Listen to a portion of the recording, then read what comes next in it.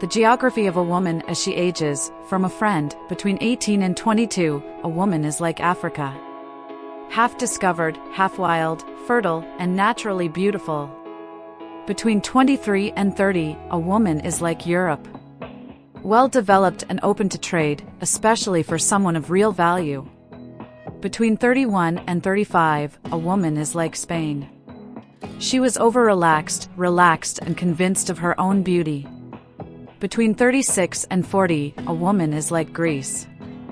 Gently aging but still a warm and desirable place to visit. Between 41 and 50, a woman is like Great Britain. With a glorious and all-conquering past. Between 51 and 60, a woman is like Israel. Has been through war, doesn't make the same mistakes twice, and takes care of business. Between 61 and 70, a woman is like Canada. Self-preserving, but open to meeting new people. After 70, she becomes Tibet. Wildly beautiful, with a mysterious past and the wisdom of the ages. An adventurous spirit and a thirst for spiritual knowledge. The geography of a man. Between 1 and 100, a man is like North Korea and Russia, ruled by a pair of nuts. A cruel pet owner abandons his old dog in the deepest jungles of Africa. Wandering around, the poor old dog notices a leopard coming rapidly in his direction with the intention of having lunch. Just then, the old dog noticed some bones laying on the ground close by. The dog immediately settles down to chew on the bones, turning his back to the approaching leopard. Just as the leopard is about to leap, the dog loudly says, "My, that was one delicious leopard. I wonder if there are any more around here." Hearing this, the leopard slinks away. That was too close, thought the leopard, and that dog nearly had me. Meanwhile, a mischievous monkey had observed the entire scene and decided to cause trouble for the dog while getting on the good side of the leopard as well. The monkey dashed off after the leopard to tell him what truly happened. The dog saw the monkey dash off and suspiciously tailed him from behind. He overhears the monkey spilling the beans and quickly decides on a course of action, racing back to the pile of bones. At the same time, the leopard has decided to take care of the dog once and for all. The monkey hops on the leopard's back to watch the demise of the doomed dog. As the leopard approaches, he can hear the dog talking to himself, "Where's that lazy monkey? I sent him off half an hour ago for another leopard, and he's still not back. I had a heart attack at the age of 37. Doctor, it's hereditary. With your family history, there's nothing you could have done differently. Doctor, but now you need to stop drinking, smoking, and doing drugs. Doctor, and you need to start exercising and going jogging. Doctor, you need to change your diet. You can't eat red meat, and you need to watch your cholesterol. Doctor, and I'm going to give you a bunch of pills that you have to remember to take every day. Me, so if I do all of this, it'll make me live longer? Doctor, no, but it'll feel a lot longer." A group of guys, all turning 40, discussed where they should meet for lunch. Finally, it was agreed that they would meet at Wetherspoons in Uxbridge because the waitresses had big and wore miniskirts. 10 years later, at age 50, the friends once again discussed where they should meet for lunch. Finally, it was agreed that they would meet at Wetherspoons in Uxbridge because the waitresses were attractive. The food and service were good, and the beer selection was excellent. 10 years later, at age 60, the friends again discussed where they should meet for lunch. Finally, it was agreed that they would meet at Wetherspoons in Uxbridge, because there was plenty of parking, could dine in peace and quiet with no loud music, and it was good value for money. 10 years later, at age 70, the friends discussed where they should meet for lunch. Finally, it was agreed that they would meet at Wetherspoons in Uxbridge, because the restaurant was wheelchair accessible and had a toilet for the disabled. 10 years later, at age 80, the friends discussed where they should meet for lunch.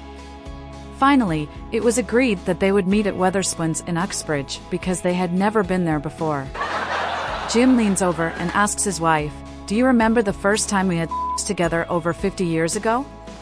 We went behind the village tavern, where you leaned against the back fence, and I made love to you. Yes, she says. I remember it well. Okay, how about taking a stroll around there, and we can do it for old time's sake. Oh Jim, you old devil, that sounds like a crazy yet marvelous idea. A police officer sitting in the next booth heard their conversation, and having a chuckle to himself, he thought, I've got to see these two old-timers going at it. I'll just keep an eye on them so there's no trouble. So follow them. The elderly couple walk haltingly along, leaning against each other for support, aided by walking sticks. Finally, they get to the back of the tavern and lean up against the fence. Then suddenly, they erupt into the most furious lovemaking the policeman has ever seen. This goes on for about 10 minutes while both are making loud noises and screaming. Finally, they both collapse, panting on the ground. The policeman is amazed. He thinks he has learned something about old age and life that he didn't know. After about half an hour of lying on the ground recovering, the old couple struggled to their feet and put their clothes back on. The policeman is still watching and thinks to himself, this is truly amazing. I've got to ask them what their secret is. So as the couple passes, he says to them, excuse me, but that was something else. You must have had a fantastic sexual life together. Is there some sort of secret to this? Shaking, the old man is barely able to reply. 50 years ago, there wasn't an electric fence. A man went to see a wise doctor about his toe. As his little toe on his right foot is turning purple. The doctor examined it and then took a sip of his tea and said, I have over 50 years of experience as a doctor, yet I've never seen a case as severe as yours. We must remove your toe immediately before it spreads to the rest of your foot. So the man had his little toe amputated. A week later, the man woke up in the morning to find another toe on his right foot turning purple. He hurried to the same doctor. The doctor took a sip of tea and said, I have over 50 years of experience as a doctor, it seems we were too late last time. We must remove this toe immediately. So the man lost another toe. Over the course of the next few weeks, the man had the same symptoms on his other toes. And went to the same doctor several times. He has now lost all 5 toes on his right foot. One day, the man woke up to find both his feet had turned purple.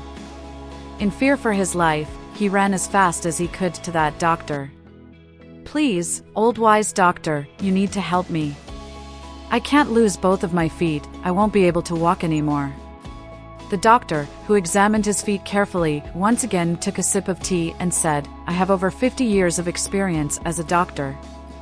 I am very confident that it's just your sock losing its dye. In the time of the Ottoman Empire, there was a wedding. Back then, weddings were pretty big and long. People used to travel tens or hundreds of kilometers to attend a wedding.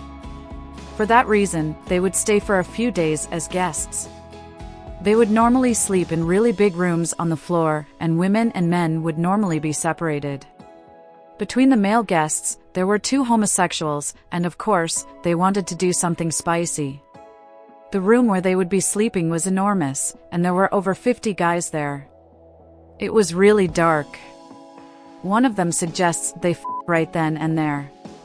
The other says, are you crazy? They will hear us. We need to know that everyone is sleeping. The initiating guy asks loudly, can someone please bring me a glass of water? I am not feeling really well. Nobody answers, only one guy changes the sleeping side. So they get down to business. The next morning, they get up really early, and they see an old man in his 80s, freezing. So they ask him, hey grandpa, why didn't you ask for a blanket or something? He answers, a blanket? One guy asked for a glass of water, and they f***ed him all night long.